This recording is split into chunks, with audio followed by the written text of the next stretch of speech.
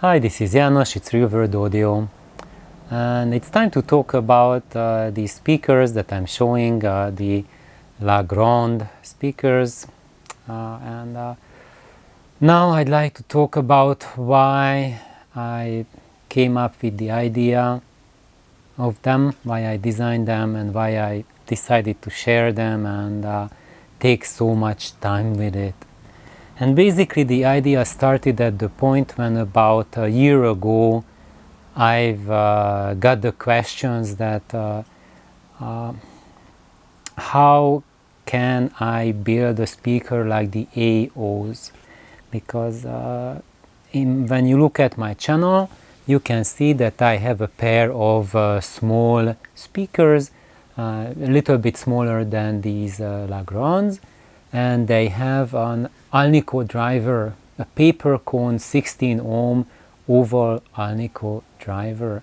And the problem with that is that you cannot really duplicate it because the drivers are unobtainium, and not because the drivers are really expensive, but you cannot buy them. And even myself, I didn't buy those drivers. I found those drivers and just came up with an idea of a cabinet around them, and they are just astonishingly good, really fantastic. And if you ask how good they are, they have fabulous tone.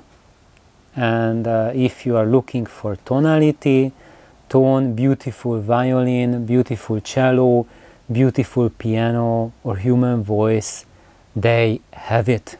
And yes, when you compare it to the expensive versions of today's modern speakers, even bookshelf speakers, you will find that these modern speakers do offer higher detail level in the high frequencies, in the 10 plus kilohertz region. Yes, definitively you can hear more detail level. But I'm not saying that's good or bad, it's just something different. And when I was playing them side by side, I noticed that the modern speakers did resolve more than those old Alnicos. But when I put on violin, then after that moment, and piano, the modern speakers became completely irrelevant, and I had zero wish to continue doing the comparison and thinking which is better, because there was just no comparison between the two. These vintage Alnicos were just so much better with violin. It basically, they painted a real violin in my living room compared to high resolution illusion of a plastic instrument. So there, that was kind of like a barrier, like kind of like going through a river and then you just cannot go back. That kind of experience. And of course, if you don't want to listen to violin, if you're not interested in piano or singing, you are more into like the percussive music and you just want SPL, something like that, then that sort of questionnaire is really irrelevant to you. You can just get any speakers that give you the SPL, give you whatever you like. You don't have to go for Alnico drivers. If tonality is not important to you, then all that persuasion with this type of sound will not be worthwhile to you. You don't have to go after it. However, if you happen to be a violinist or a cellist, or you are just an enthusiast for whom tonality matters more than for an average person, then for you it is really a very big challenge and very much to your interest to find an alternative to those elusive drivers which are unobtainium. And of course today we can buy Alnico drivers, but they are really expensive, and of course for any random driver you need a cabinet as well, and I just cannot recommend a cabinet for a driver I've never seen, or something that you happen to buy. And I mean you, when I'm saying you, I'm meaning that any one of you who is listening to this video, I may get like a dozen emails or a dozen comments. I found this driver, that driver, and that driver, and I just cannot recommend something that works with everything. There's no such thing.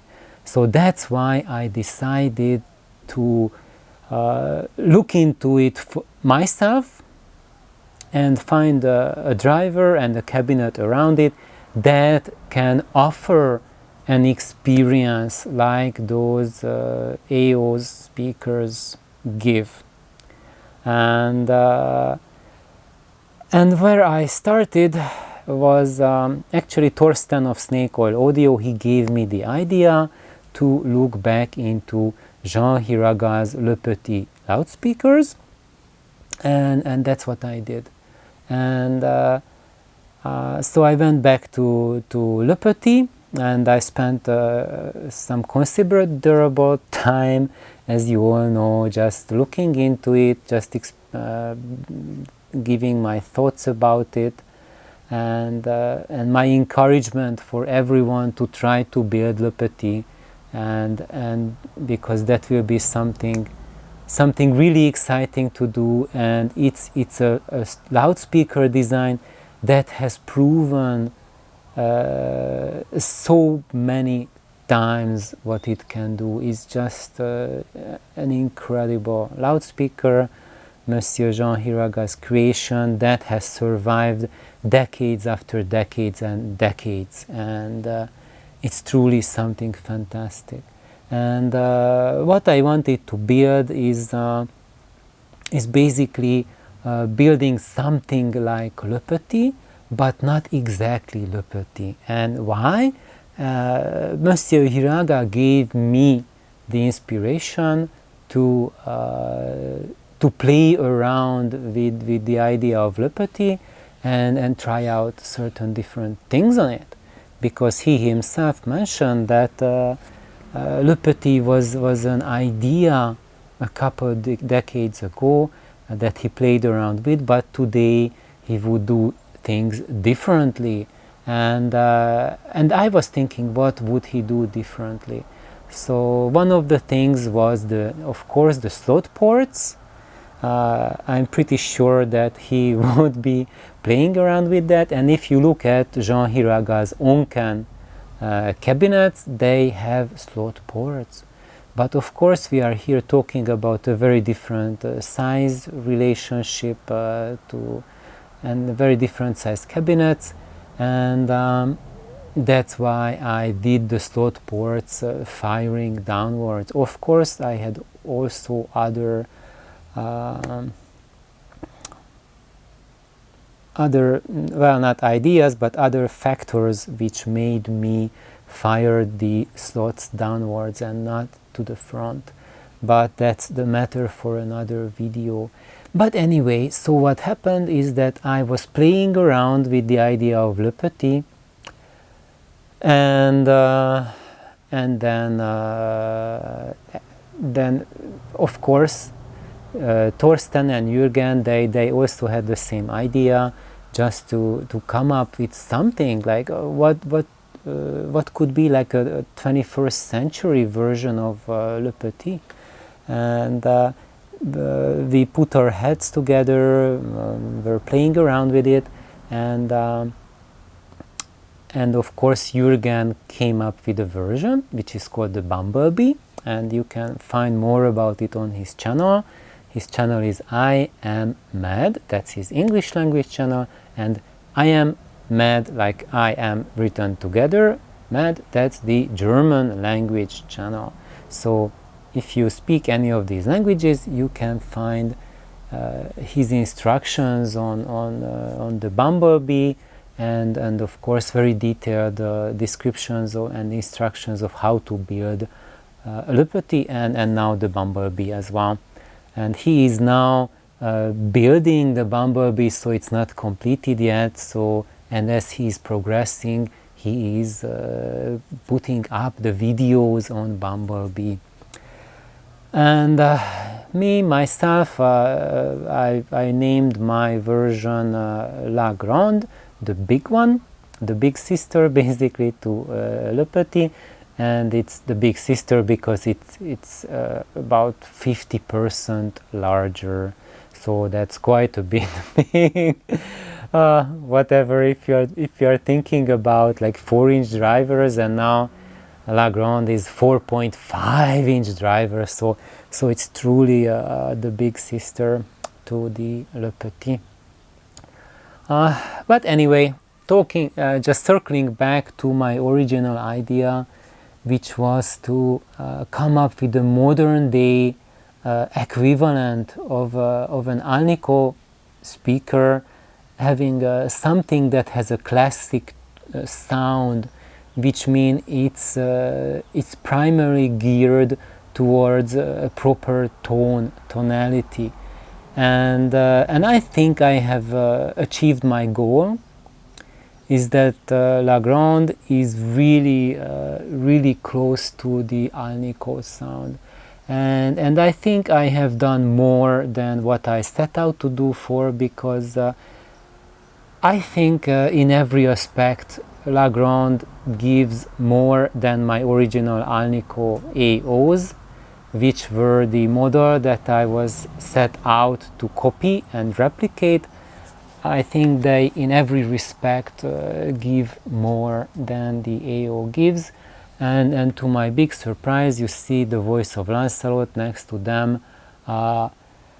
They have a tonality that is remarkably similar to these huge Altec speakers, and to a degree that I am really surprised, and I never thought that I will find a loudspeaker technology that is not using Altec drivers and can give me that sort of experience that these big Altec speakers give to me.